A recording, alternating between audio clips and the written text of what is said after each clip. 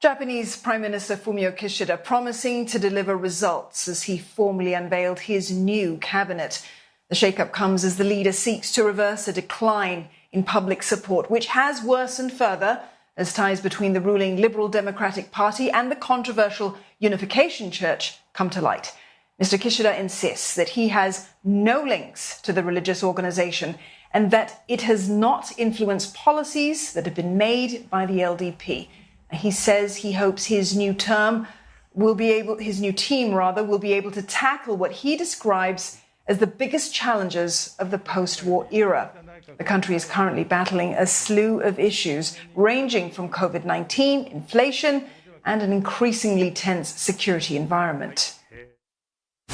The issue that is one of the most important towards the end of this year is to further fundamentally strengthen defense capabilities.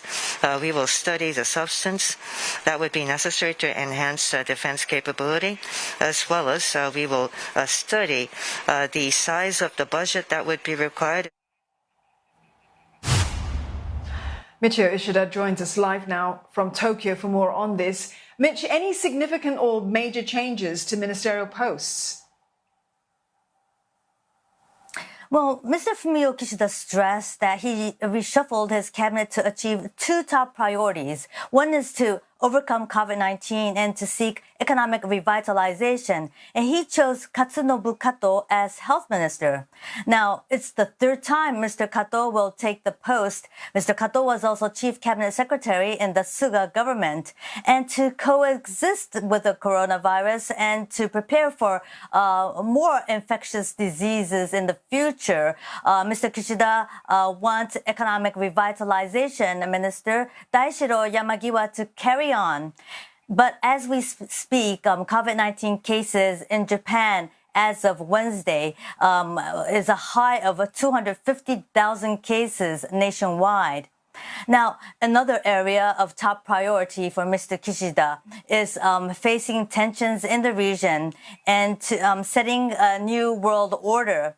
Now, he appointed Mr. Yasukazu Hamada to return as defense minister. Now, Mr. Hamada's been involved in defense and security issues in the lower house and also in the LDP, the Liberal Democratic Party. And Mr. Hamada does not belong to a faction, so it's hoped that Mr. Kishida probably wishes him to play a role as coordinator, as he needs to put together a national defense strategy by the end of the year and to put together a defense budget and to step up Japan's defense capability within 5 years. So these are the two main points. But also he appointed his competitors in the LDP presidential election last year. They are Sanae Takaichi as economic security minister and Taro Kono as digital minister. So the Prime Minister appearing to go for experience and stability in the reshuffle there, Mitch. But at the same time, there is this concern rising about the government's ties to the Unification Church. Give us some context as to why this concern has arisen, and does the new lineup address the issue adequately? Well, it's actually come to light that there are a few ministers in this reshuffle cabinet with ties to the so-called Unification Church. Now, Mr. Kishida himself denied any connection between the LDP and the former Unification Church as organizations, but he said that the LDP does invite people of various background for their ideas to put together policies, but he doesn't not believe the Unification Church had any influence on reflecting policies on the LDP.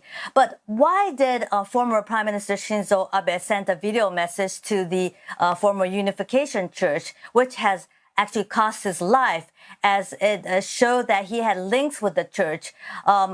Remember the shooter who killed Mr. Abe, shot Mr. Abe because he thought that Mr. Abe had links with the church, and his mother was a follower and spent a lot on providing donations to the church, which has ruined the families' lives. But Mr. Kishida said that he did not know why Mr. Abe did so, but it is important that there's no suspicion about his party, having connection with the Unification Church. Well, Mr. Kishida told cabinet ministers that they should be responsible for their action, but also they have to bear in mind that the Constitution does assure freedom of religion. Mitch, thank you for that. CNA's Michio Ishida, they're reporting live for us from Tokyo.